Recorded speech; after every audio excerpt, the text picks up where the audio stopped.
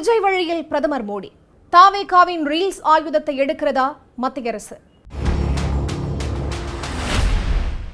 தாவேகா ஆட்சி அமைய மிக முக்கிய காரணமா இருந்த கருவிகள்ல ஒண்ணுதான் ரீல்ஸ் வீடியோ. இன்னைக்கு அதே ரீல்ஸ் வீடியோ தான் பிரதமர் மோடிக்கு ஹீரோவா மாறி இருக்கு. 2026 சட்டமன்ற தேர்தலில் திமுக அதிமுகவோட கூட்டணி கட்சிகள் களத்துல சுத்தி சுழன்று பிரச்சாரம் செஞ்சுட்டு இருந்த நேரத்துல பக்காவா ரீல்ஸ் வீடியோக்களை தட்டி விட்டு ஸ்மார்ட் பிரச்சாரத்தை செஞ்சது தாவேகா.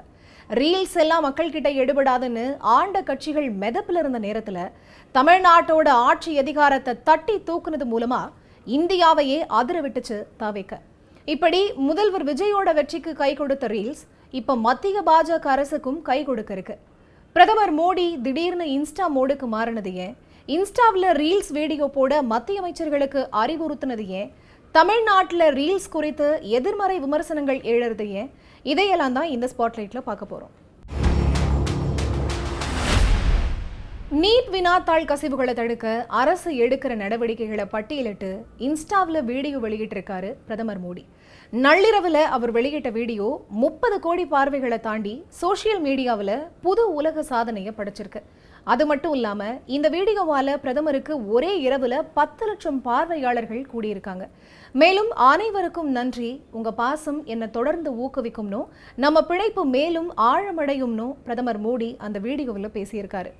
தேர்வு அமைப்புகள் சீர்திருத்தங்களை கோரி மாணவர்களும் இளைஞர்களும் மேற்கொள்ற போராட்டத்தை தன்னோட 12 ஆண்டுகால ஆட்சியின் மிகப்பெரிய சவாலா கருதுற மோடி இளைஞர்களுடனான இணைப்பை ஏற்படுத்திக்க இன்ஸ்டாகிராம் தான் சிறந்த வழின்னு கருதுறாரு.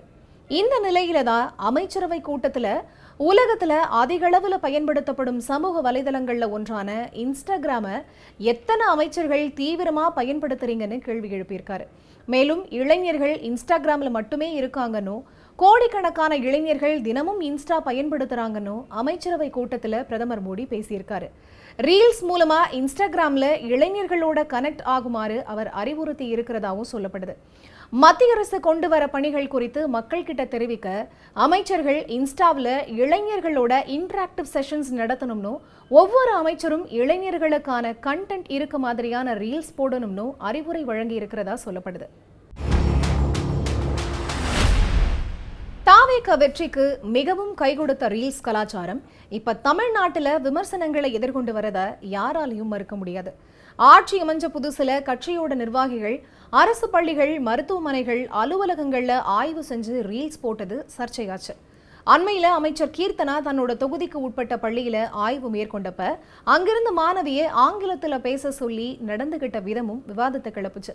சமீபத்துல போலியோ சொட்டு மருந்து வழங்குற முகாம்கள்ல சில தாவேகா நிர்வாகிகள் புகுந்து ஆய்வுங்கிற பேர்ல ரீல்ஸ் வீடியோ வெளியிட்டதும் சலசலப்பை ஏற்படுத்துச்சு. கனிம வளத்துறை அமைச்சர் டி.கே. பிரபு பதவியேற்ற புதுசுல எந்த குவாரிக்கு போனாலும் ஆய்வு பண்றத ட்ரோன் கேமராக்கள் பறக்க விட்டு பின்னணி பாடல்களை போட்டு ரீல்ஸ் வெளியிட்டு வந்த நிலையில இப்போ அமைதியாகிட்டதை பார்க்க முடிஞ்சது.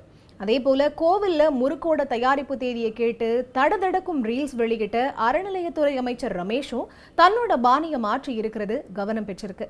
இந்த விவகாரத்தை பொறுத்தவரை ரீல்ஸின் உள்ளடக்கம் தான் பிரச்சனையே தவிர ரீல்ஸே பிரச்சனை இல்லை. ரீல்ஸோட அரசியல் உள்ளடக்கம் சரியா இருக்கும்போது அது வரவேற்பு பெற்றதையும் பார்க்க முடியுது. உண்மையில இளைஞர்களோட எளிதா கனெக்ட் ஆகுறதுக்கும் பொதுமக்களோட தொடர்பு கொள்றதுக்கும் மிகச்சிறந்த கருவியா ரீல்ஸ் இருக்குங்கிறத மறுக்க முடியாதுன்றது தான் மத்திய அமைச்சர்களுக்கு பிரதமர் சொல்லி இருக்க அறிவுரை சுட்டிக்காட்டுது.